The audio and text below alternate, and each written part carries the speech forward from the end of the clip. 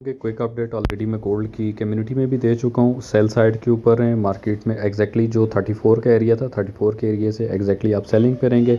First हमारे पास जो fair value gap है अराउंड तकरीबन 21-20 या 21-22 का एरिया है।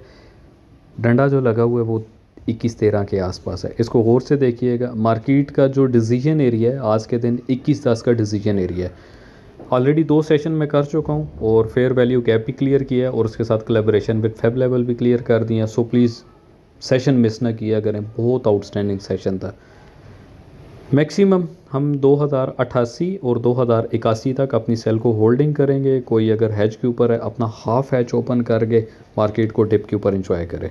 रीज़न इसके पीछे ये है कि DXY इस टाइम पे ठीक ठाक तबाह हो चुका है और बिल्कुल DXY की तबाही के साथ में गोल्ड भी नीचे जा रहा है। लिहाजा manipulation on peak on top चल रही है। इस टाइम तक एक्सपेक्टेड 130 पिप हम अपने गेन कर चुके हैं।